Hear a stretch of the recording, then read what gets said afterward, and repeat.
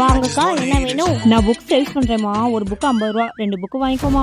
வேணாக்கா, நாங்களே ஃப்ரெண்ட்ஸ் கிட்ட தான் வச்சிருக்கோம், எங்கள்கிட்ட இருக்கு, வேணாம். உனக்காக 40 ரூபா போட்டுக்கிறேம்மா, 2 புக் வாங்கிக்கோமா. சாரிக்கா, எங்களுக்கு புக் தேவைப்படாது. ப்ளீஸ்மா எனக்காக ஒரு 2 புக் வாங்கிக்கோமா. 30 ரூபா போட்டுக்கிறேன். என்ன 50 ரூபாங்க, 40 ரூபா, இப்போ 30 ரூபாய்க்கு இறங்கிட்டாங்க. யோசிக்காதம்மா, 2 புக் வாங்கிக்கோமா. என்னக்கா 50 ரூபா, நீங்க இப்போ 30 ரூபாய்க்கு இறக்கிட்டீங்க? நான் வெளியூர்ல இருந்து வரேம்மா. காலைல இருந்து மதியம் வரைக்கும் அலைஞ்சு பார்த்துட்டேன், ஒரு புக் கூட சேல்ஸ் ஆகல. அதனால ரேட்டையே இவ்வளோ குறைச்சிட்டீங்க? சேல்ஸ் பண்ணிடுவேன் நம்பிக்கையில கையில காசும் கொண்டாடலம்மா. மதியம் சாப்பிடணும், ரிட்டர்ன் ஊருக்கு போகணும், கையில காசு இல்லை, அதான் ரேட்டை குறைச்சிட்டேன். கான்ஃபிடன்ஸ் போயிடுச்சு. ஐடியா, இன்னைக்கு இவங்கள வச்சு நாம சம்பாரிச்சிருவோம். 50 ரூபா, நீங்க இப்போ 30 ரூபாய்க்கு இறங்கிட்டீங்க. இதெல்லாம் ஒரிஜினல் ரேட் என்ன? இதுல எம்ஆர்பி 60 ரூபா போட்டிருக்கோமா.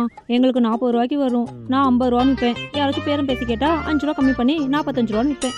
மொத்தம் உங்கள்கிட்ட எவ்வளோ புக் இருக்கு? 100 புக்கு இருக்குமா. 100 புக்கு நான் வாங்கிட்டா எனக்கு எவ்வளோ ரேட் போட்டு தருவீங்க? 100 புக்கு நீங்களே வாங்கிக்கிறீங்களா?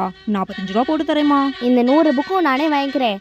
4500 ரூபாய் உங்கள்கிட்ட கொடுத்துட்றேன். ஆனால் நீங்கள் எனக்கு சின்ன ஹெல்ப் பண்ணணும். 100 புக்கு வைக்கிறதுக்கு 200 வீட்டுக்கு போயிட்டு வரணுமா. சின்ன ஹெல்ப் தானே, தாராளமாக பண்ணுறேன். என்னமா பண்ணணும்? இன்னைக்கு சந்தை, நிறைய பேர் கடைக்கு வருவாங்க. நீங்கள் என்ன பண்ணுறீங்க, அந்த டேபிளில் உட்காந்து இந்த புக்கெல்லாம் சேல்ஸ் பண்ணுறீங்க. ஆனால் 50 ரூபாய்க்கு கீழே யாருக்கும் கொடுக்கக்கூடாது. புக்கெல்லாம் நீங்கள் வாங்கிட்டீங்க, இது உங்களோட புக்கு. நீங்கள் என்ன சொல்கிறீங்களோ அதை நான் செய்கிறேன். ஆஃப்டர் 1 hour நீ சொன்ன மாதிரி நிறைய பேர் வந்தாங்க. 1 ஹவர்ல 100 புக்கும் சேல்ஸ் ஆயிடுச்சு.